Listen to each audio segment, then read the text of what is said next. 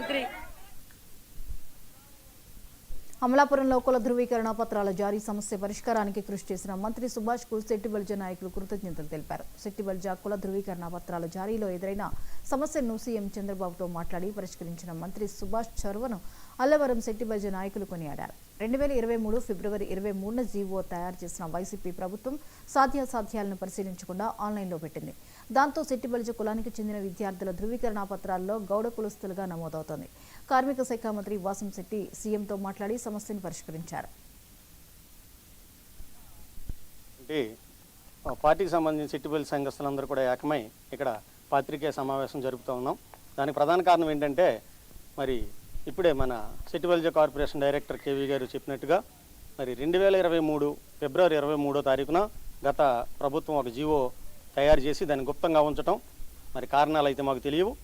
మరి ఆ యొక్క జీవో తయారైన తర్వాత అది ఇంప్లిమెంటేషన్ అనేది జరుగుతుంది కాబట్టి మరి మన రీసెంట్గా అది ఇంప్లిమెంట్ కావడం అయితే మన ఉమ్మడి ఉభయ గోదావరి జిల్లాల్లో ఉన్నటువంటి సెట్టిబల్జ సంఘాలన్నీ కూడా ఆ యొక్క ఏదైతే గౌడ అని వచ్చి బ్రాకెట్లో సెట్టిబల్జ అని క్యాస్ట్ సర్టిఫికేట్లో రావడం అనేది ఉందో దానికి తీవ్రమైన అభ్యంతరాలు తెలపడం, ఆ అభ్యంతరాలన్నీ కూడా సరాసరి రాష్ట్ర మంత్రివర్యులు గౌరవ శ్రీ వాసంశెట్టి సుభాష్ గారి దృష్టికి తీసుకువెళ్ళడం, ఆ వెంటనే సుభాష్ గారు స్పందించి ఈవెన్ సోషల్ మీడియాలో వచ్చినటువంటి పోస్టులకు కూడా ఆయన స్పందించి ఒక మంత్రి స్థాయిలో ఉన్న వ్యక్తి మరి సోషల్ మీడియాలో తన వాయిస్ మెసేజ్ ఇస్తూ అనునిత్యం సామాజిక వర్గానికి అందుబాటులో ఉంటూ ఒక భరోసాని ఇస్తూ నేనున్నాను మీకు అండగా ఈరోజు అల్లవరం మండలం వ్యాప్తంగా ఉన్నటువంటి పార్టీకి సంబంధించిన సెట్టిబల్జ సంఘస్థులందరూ కూడా ఏకమై ఇక్కడ పాత్రికేయ సమావేశం జరుపుతూ ఉన్నాం.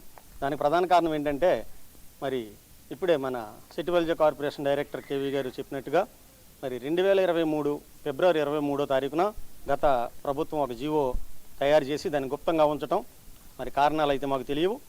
మరి ఆ యొక్క జీవో తయారైన తర్వాత అది ఇంప్లిమెంటేషన్ అనేది జరుగుతుంది కాబట్టి మరి మన రీసెంట్గా అది ఇంప్లిమెంట్ కావడం అయితే మన ఉమ్మడి ఉభయ గోదావరి జిల్లాల్లో ఉన్నటువంటి సెట్టిబల్జ సంఘాలన్నీ కూడా ఆ యొక్క ఏదైతే గౌడ అని వచ్చి బ్రాకెట్లో సెట్టిబల్జ అని క్యాస్ట్ సర్టిఫికేట్లో రావడం అనేది ఉందో దానికి తీవ్రమైన అభ్యంతరాలు తెలపడం, ఆ అభ్యంతరాలన్నీ కూడా సరాసరి రాష్ట్ర మంత్రివర్యులు గౌరవ శ్రీ వాసంశెట్టి సుభాష్ గారి దృష్టికి తీసుకువెళ్ళడం, ఆ వెంటనే సుభాష్ గారు స్పందించి ఈవెన్ సోషల్ మీడియాలో వచ్చినటువంటి పోస్టులకు కూడా ఆయన స్పందించి ఒక మంత్రి స్థాయిలో ఉన్న వ్యక్తి మరి సోషల్ మీడియాలో తన వాయిస్ మెసేజ్ ఇస్తూ అనునిత్యం సామాజిక వర్గానికి అందుబాటులో ఉంటూ ఒక భరోసాని ఇస్తూ నేనున్నాను మీకు అండగా ఈరోజు అల్లవరం మండలం వ్యాప్తంగా ఉన్నటువంటి 2025 సంవత్సరం నుంచి మన ప్రింట్ మీడియాలో కానీ ఎలక్ట్రానిక్ మీడియాలోని స్కోరింగ్ వస్తుంది.